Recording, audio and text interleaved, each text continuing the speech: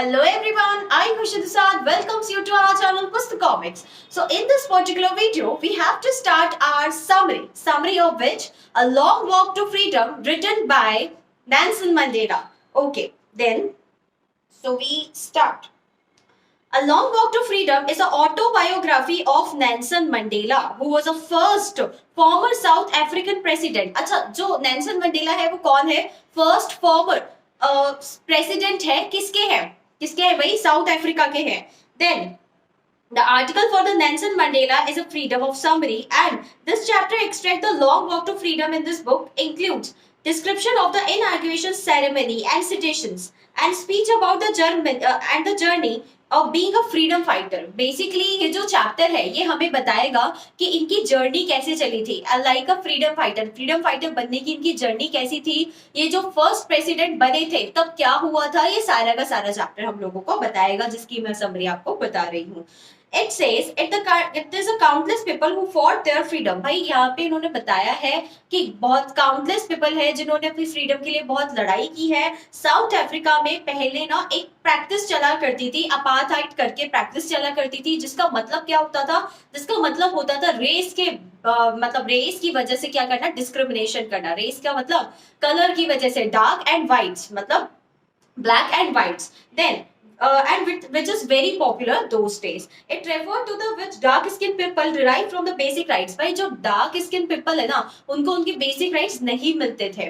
And the lesson gives us the overview of struggle of Mandela in the society, and there is no discrimination about their basis caste color.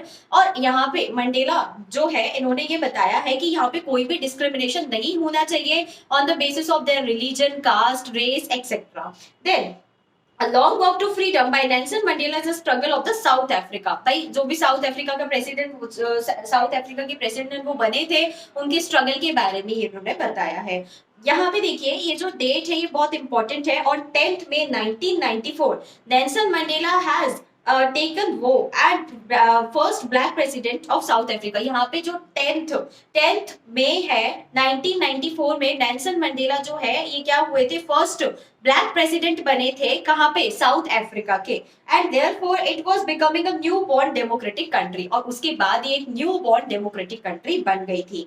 Nelson Mandela took oath in the first black president. भाई उन्होंने पहले black president बने थे और फिर उन्होंने oath ली थी.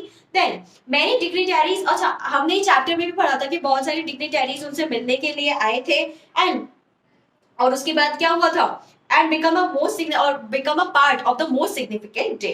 In this speech, Mandela thanked all the dignitaries और जो भी international persons जहाँ से बाहर से आए थे उन सबको उन्होंने thank you बोला in this speech में.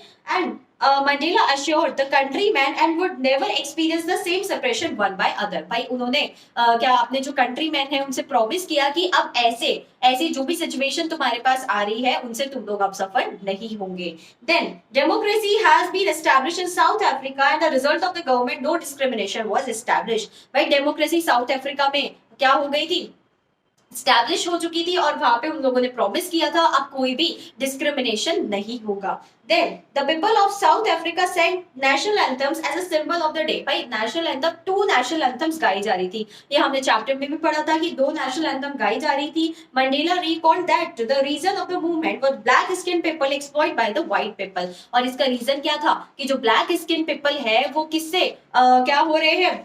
ब्लैक स्किन पीपल जो है वो एक्सप्लॉइट हो रहे हैं व्हाइट स्किन पीपल से. He said this is the separation of the people in the South Africa and the origin of many stars. इन्होंने बताया कि एक सेपरेशन ऑफ साउथ अफ्रीका था और बहुत सारे ओरिजिन ऑफ स्टार्स का क्या था? स्टार्स का ओरिजिन था. Then people must learn to hate first because, अच्छा देखो यहाँ पे मंडेला ने एक लाइन कही है, देखो people must learn to hate first because if they hate they can be taught of love.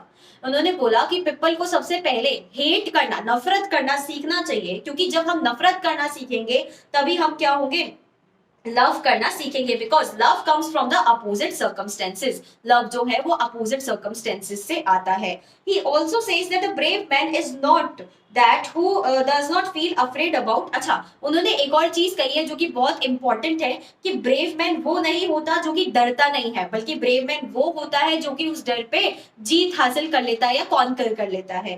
Then in this life there is, अच्छा उन्होंने बताया कि उनकी लाइफ में, मतलब सबकी ऑब्वियस सी बात है, सबकी लाइफ में दो ऑब्लिगेशंस हुआ करते हैं। फर्स्ट उनकी फैमिली की तरफ, उनके पेरेंट्स की तरफ, उनकी वाइफ की तरफ, चिल्ड्रन की तरफ। देन सेकेंड ऑब्लिगेशन उनकी कंट्री की तरफ, उनकी कम्युनिटी की तरफ। Then everyone fulfils his duty in the inclination and interest. भाई सब लोग अपनी अपनी ड्यूटी जो है वो अच्छे से फुलफिल करते हैं, but it is very tough to fulfil the country.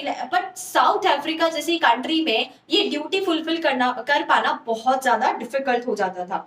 When Mandela became an adult, they understood the freedom of illusion। भाई जब मंडेला जो है, जब वो अडल्ट हुए थे, जब वो बड़े हुए थे, तब उनको पता चला था कि उनका जो इल्यूजन है क्या है, उनकी जो फ्रीडम है वो उनके लिए लाइक अ इल्यूजन है। It was he was a slave and exploitation. भाई वो एक स्लेव हुआ करते थे और उनको भी वही एक्सप्लॉइटेशन झेलना पड़ता था। ही also understood that not only he is the slave other the family. अच्छा, उन्होंने एक और चीज इस चैप्टर में भी कही थी कि सिर्फ वो ही अकेले स्लेव नहीं है, बट उनके जो ब्रदर सिस्टर और भी पर्सन्स को जो वो देखते हैं, वो सारे के सारे भी स्लेव्स हैं। Then according to him freedom is mandatory for all suppressing them other in the past. इन्होंने बताया कि फ्रीडम जो है ना वो सबके लिए मैंडेटरी है। मतलब ऐसा नहीं है कि कोई इकलौता ही फ्रीडम ले ले, बट सब लोगों के लिए फ्रीडम क्या है, राइट है उनका, और उन लोगों को लेना चाहिए। They have also the right because of the snatcher and other freedom and the prisoner at the same. The oppressor as much the prisoner and oppress the oppressor too not free.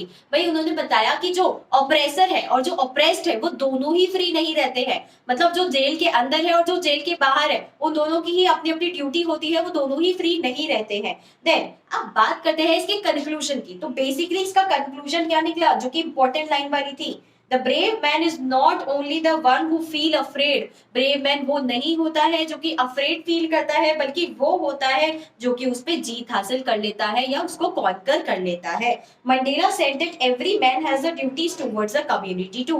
भाई Mandela ने ऐसा कहा है कि हर person की जो है duty है दोनों साइड होगी, उसकी कंट्री की तरफ भी है और इवन उसके फैमिली एंड फ्रेंड्स एंड जो भी उसके स्पाउस एंड ऑल सब कुछ है उनकी तरफ भी है। सो अगर वीडियो आपको ये पसंद आई है तो please like it, share it and channel को सब्सक्राइब करना ना भूलिए। Bye bye guys, happy learning.